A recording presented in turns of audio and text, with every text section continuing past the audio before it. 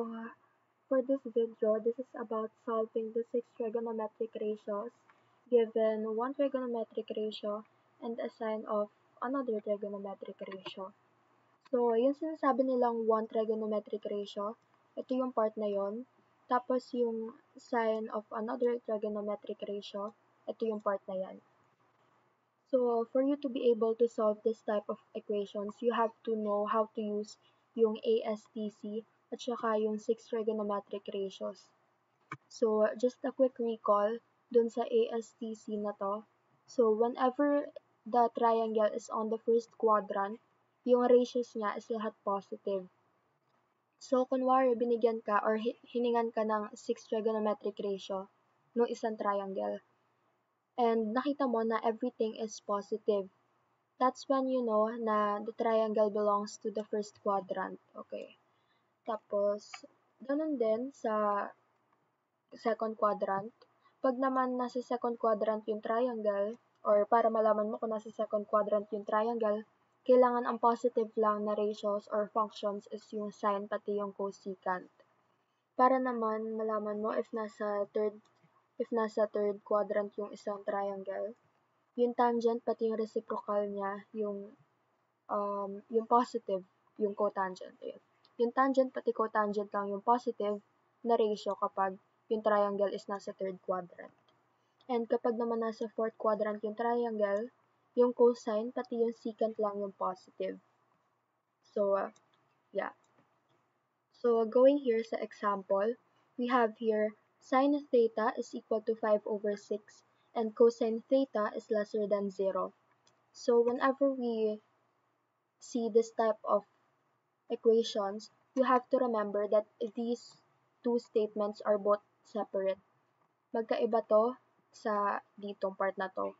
But, for you to know if which part na yung triangle na yan, it should be considered as one. Like, it should satisfy one condition only. So, pag ganyan, you have to, first check the first statement. The first statement is that is a sine ratio. Ang sine, nakalocate yan dito sa second quadrant. And positive yung parehas. Yung 5 positive yan, yung 6 positive yan. Pero, okay, let's assume nandito na siya. But it doesn't mean na nandyan nga yung triangle. Kasi you have this second statement and kailangan magtugma siya. Knowing that cosine theta is lesser than 0, we assume that this is negative. Okay, anything that is negative is lesser than 0. Let's assume that that is negative 1. So, dahil negative na si cosine, hindi na siya pwede dito. Obviously, hindi na rin siya pwede dito kasi negative na nga si cosine and dito is lahat dapat is positive. So, di na yun pwede. You are left with S pati C, T. Ngayon, wala naman tayong tangent. So, X na natin yan. Therefore, yung triangle belongs to the second quadrant. Okay. So, dahil nga nasa second quadrant na yung triangle, ganyan yung itsura niya. So, here's the y-axis. Ba yan? Okay, here's the y-axis. At ito yung x-axis. Your angle theta locates here. And yung right angle mo is nandyan. Tapos, yan. Knowing that you have yung, ito na nga, yung 5 over 6, para malaman mo kung ano yung side nito, tingin ka lang dito sa first statement na to. Knowing that sine is equal to opposite over hypotenuse, therefore, alam natin na opposite si 5. Opposite side yung, yung length ng side na opposite is 5, which is ito. Kasi, opposite siya sa angle theta. Ang 6 naman, ayan yung hypotenuse, which is yung nakaslant na side, so, ayan siya. So, dahil nawawala tong side na to, let us just label that as side A. To get that, pwede naman natin gamitin si derived formula ng Pythagorean theorem kasi hindi naman hypotenuse yung hinahanap natin. So, dito, gamitin na natin para mas madali yung formula na a squared is equal to the square root of c squared minus b squared. So, knowing na side c, which is yung hypotenuse, is 6, square natin yan. Minus side b, which is c5, tas isi-square din natin yan. Normal Pythagorean theorem lang to. 6 squared is equal to 36 minus 25 from 5 squared. So, square root of 36 minus 25, that is the square root of 11. So, dahil wala ng square root ang 11, you have this as your final answer. Pero, hindi dyan nagtatapos. Remember that when you square something, that is either positive or negative. Sa lahat ng solutions mo, kailangan meron ka niyan. And pagdating mo dito sa dulo, nandyan pa rin yon. Kapag may square root ha. So, ang ibig sabihin yan, it's either you have here yung positive square root of 11 or you have your negative square root of 11. So, paano mo malalaman if positive or yung negative ang gagamitin mo? You check here again dito sa triangle, knowing that this part here, that is the positive y-axis. This part right here, that is the positive x-axis. Dito sa baba is the negative y-axis. And dito sa left side ng x-axis, that is yung negative.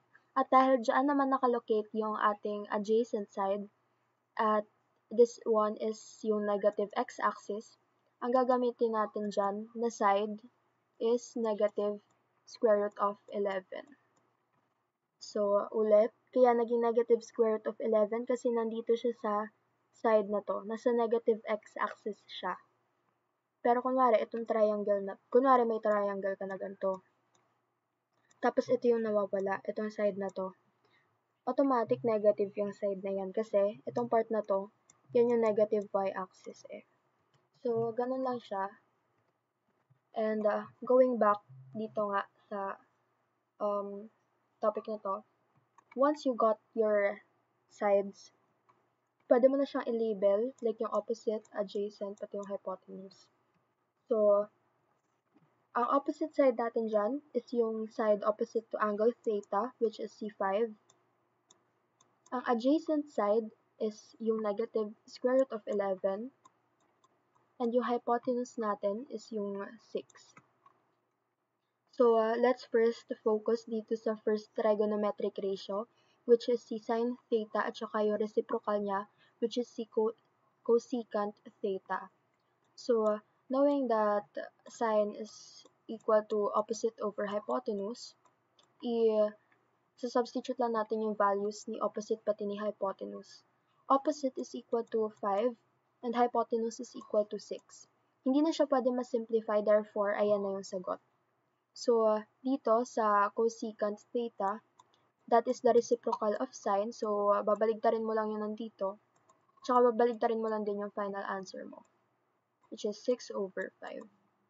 Since hindi na rin siya pwede ma-simplify, dyan na tayo magsa-stop. Tapos, here sa cosine theta, that is equal to the adjacent and hypotenuse. So, makikita natin dito na this part right here is may square root na. We have to remember that if a square root is on the numerator, you ignore it. Okay. Pero pag yan ay nasa denominator, diyan ka multiply diyan ka magra-rationalize ng denominator. Yun yung tinatawag sa part na yun. So, here, we have here the adjacent side, which is negative square root of 11. And we have here yung hypotenuse, which is C6. At wala naman sa denominator yung square root, you just have to retain that fraction. Pero kung nandito naman na siya sa denominator, you have to, wait, ba't nag-exit? Okay, I'm back. Okay, so, going here sa example na to, ba naman yan? I need organic chemistry's application.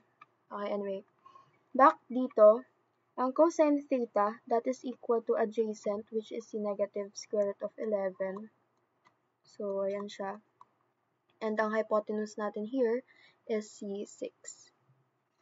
So, dahil wala nga sa denominator yung square root, hindi ka mag-rationalize ng denominator.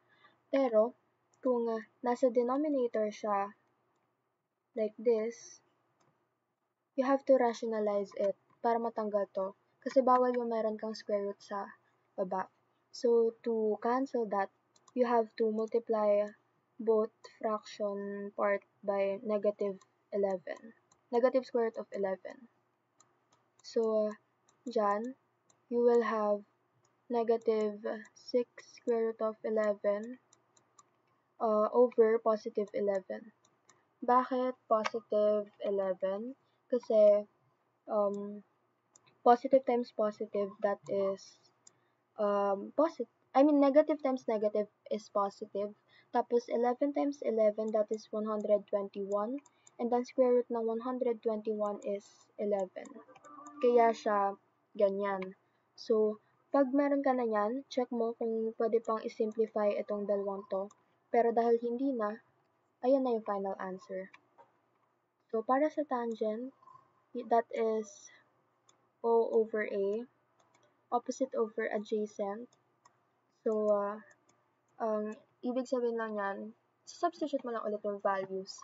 Knowing that our opposite side is 5, and then our adjacent side is negative square root of 11, you have to rationalize the denominator again by multiplying both the numerator and the denominator by negative square root of 11. So, tulad nung ginawa natin dito, multiply mo lang talaga siya diretso. So, 5 times negative square root of 11, that will be negative 5 square root of 11 over 11 pa rin. At dahil hindi na natin yan pwedeng isimplify pa, ayan na yung sagot. By the way, you can rewrite this as yung ganito nga, yung sinasabi ko. Or pwede rin naman yung ganitong form. Like, pwede yung ganitong form. Most applicable yung ganito, like, mostly yung mga gumagamit ng ganyan, is sa mga double fractions nga. Anyway, wag na tayo lumayo sa topic.